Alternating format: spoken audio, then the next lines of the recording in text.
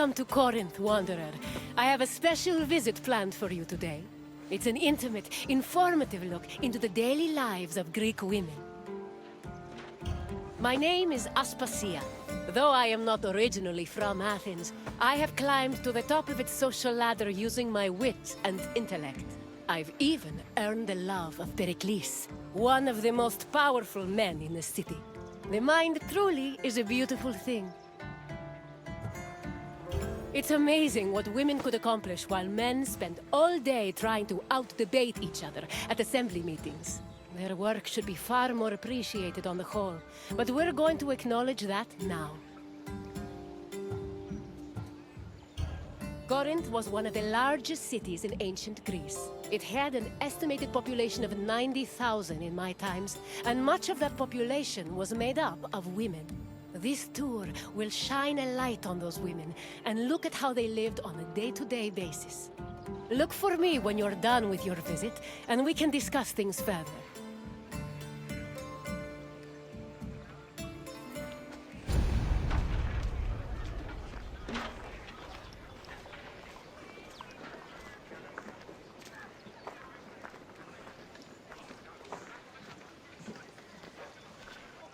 Young girls growing up in ancient Greek cities were usually raised by a nurse.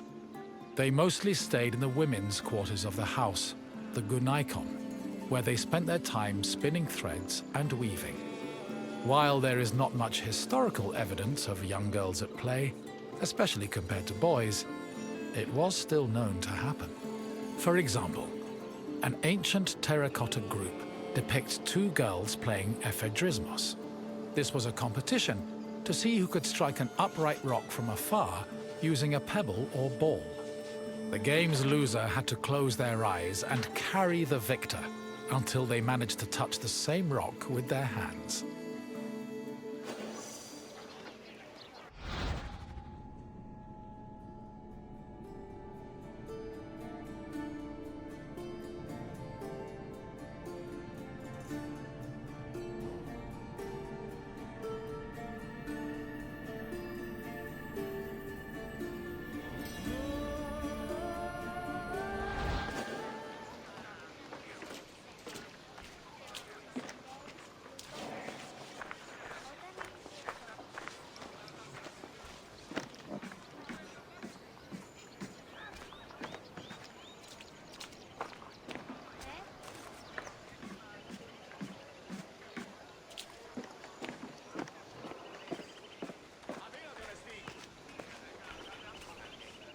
For a young Greek woman, marriage was the culmination of their induction into society.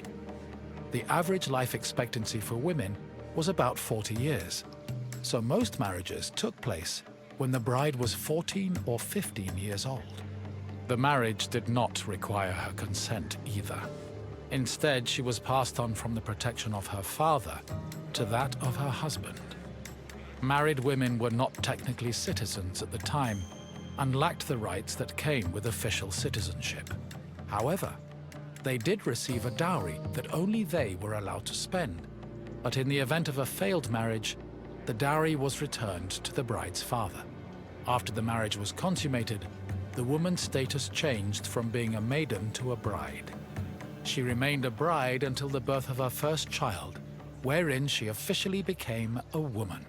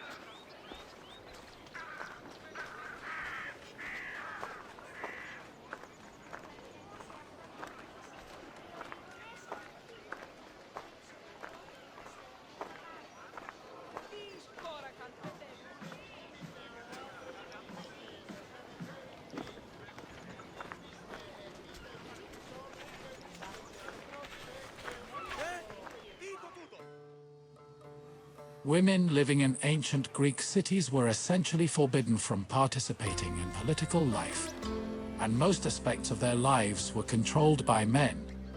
Their most important responsibilities were running the household and giving birth to children, preferably boys. Most of the time, women's excursions outside of the house were limited to visiting other female neighbors, as per custom. The few exceptions to this strict rule were weddings, funerals, and religious festivals involving women in prominent public roles.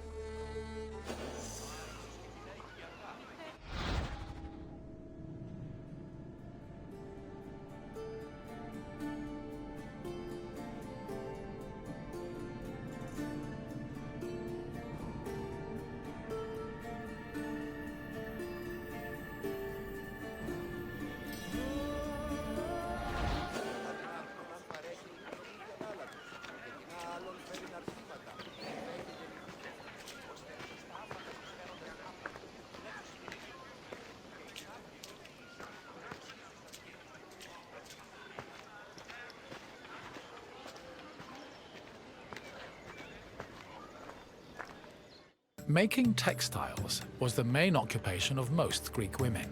It was a woman's responsibility to manufacture clothing for each of her family members, as well as to weave other household textiles.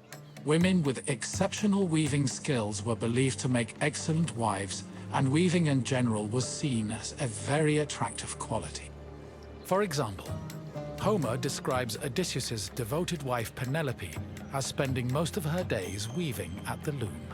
Similarly, many Greek vases depicting women weaving were combined with images of a woman holding a veil, which was seen as the symbol of a bride.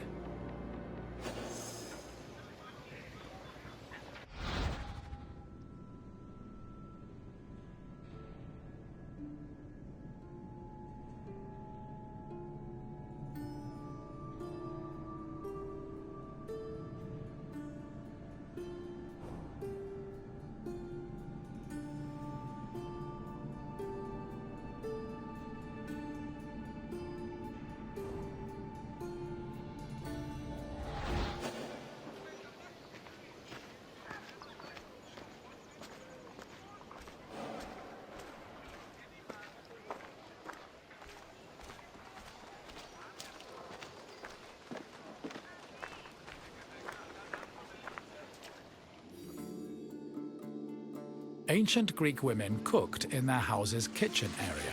However, since their cooking equipment was small and portable, they also sometimes prepared meals in the central courtyard. This was also where women performed other domestic activities.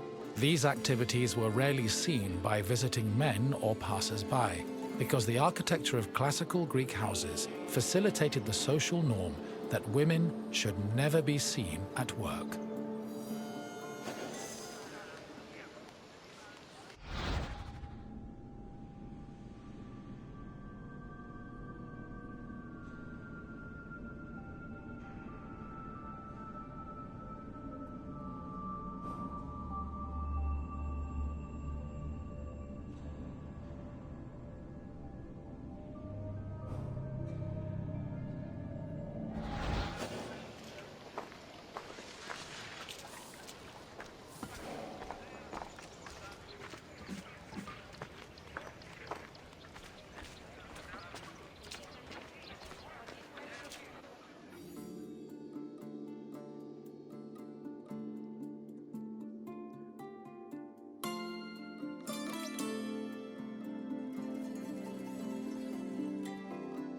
The historian Strabo relays that the Temple of Aphrodite was one of Corinth's most famous landmarks.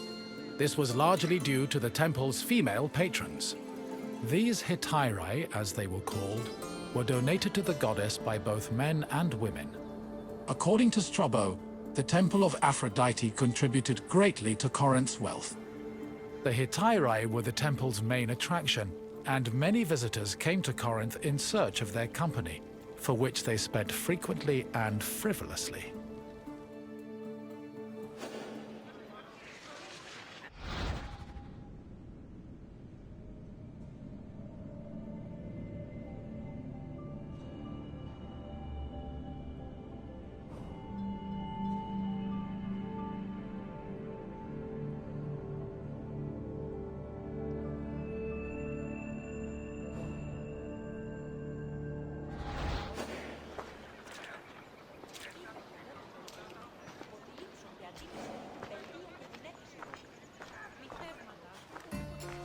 Hello again, Wanderer. I hope your visit was an interesting one.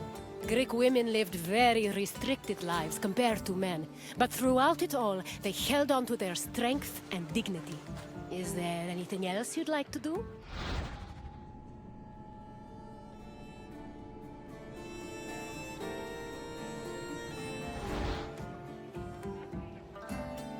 Feeling up for a test? Excellent! Let's begin with an easier question. What was the name of the women's quarters in a Greek home? The andron was actually the men's section of a house where they held their symbosia. Try another answer. The Ireon was a temple dedicated to the goddess Hera. Try again. No, Yini was the status a woman achieved after the birth of her first child. Keep trying. Correct. The Gynekon was where young girls spent their days weaving and spinning threads. On to the next question. The Corinthian temple said to employ the Hetera was dedicated to which god? Apollo did have a temple in Corinth, but it did not employ Hetera. Try again. No, the temple was not dedicated to Athena. Try a different answer.